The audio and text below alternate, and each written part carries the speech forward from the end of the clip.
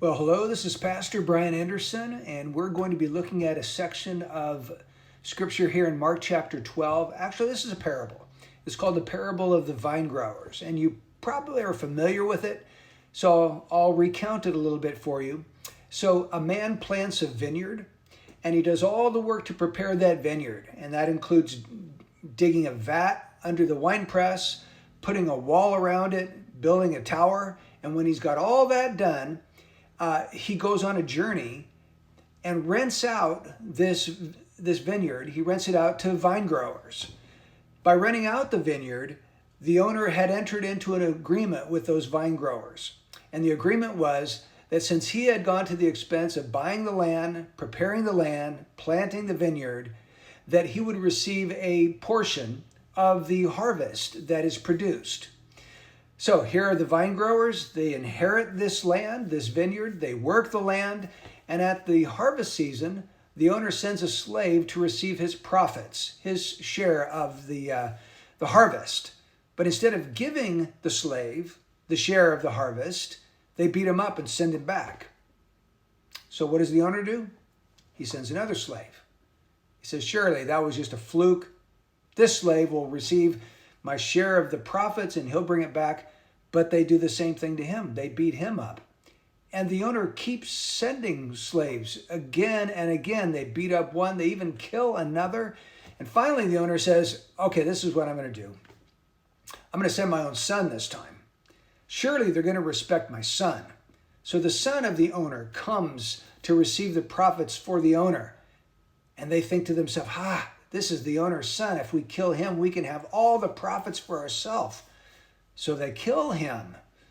And what does the owner do at that point? He destroys those vine growers and he gives the vineyard to somebody else who will produce the fruit and give him the proper proceeds at the right time. Now, of course, this is a parable that was designed to help us understand some things. And as I took a look at it recently, the thing that clicked in my mind was that I can be an awful lot like those vine growers if I'm not really careful. The vine growers had started to think of themselves as the owner rather than as simply a manager or a steward of what the owner possessed.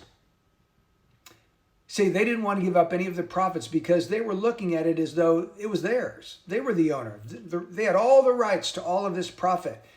And we can do the same thing sometimes.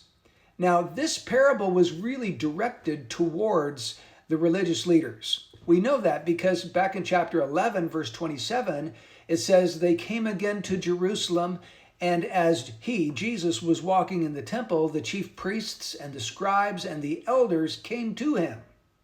Then in chapter 12, verse 1, it says, and he began to speak to them. Who? Well, the ones we just read about. The chief priests, the scribes, the elders.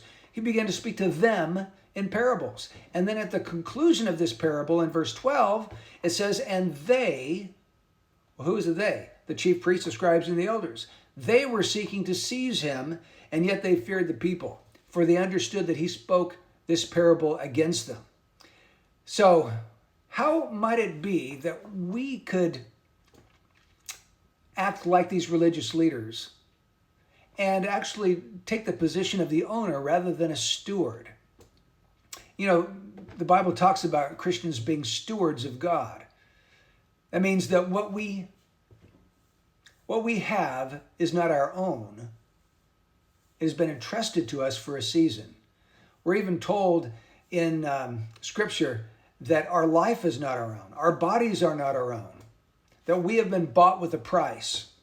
So it's our job to manage what God has entrusted to us. And I get into a lot of trouble when I begin to think of myself as the owner rather than the steward. I can think, well, this is my body, my time, my money, my company, my business, my talents, and I'll do what I want with those things because they're mine.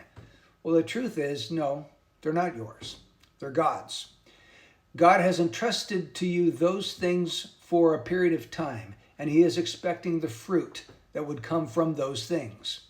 In Matthew 25, verse 29, there's another parable of the talents. And there is one servant who is given one talent. what does he do? He buries it. And when the master settles accounts with these servants at the very end, he receives these words from the master: "You wicked, lazy slave. Take away the talent from him and give it to the one who has the 10 talents. So if we are not careful to make sure that we are living our lives, using our bodies, money, talents, possessions, company, family, if we're not using those things for the glory of God and to bring fruit to him, we're going to find that the Lord will take those things away and he'll entrust them to somebody else, which is a very sobering truth. So this is an important thing for us to remember. I would just ask for us to really consider this morning that the Lord is the one who owns us and all that we have. And it's our duty, our job before him to manage what he owns for his glory and to bring forth fruit unto him. May that bless you today. Take care.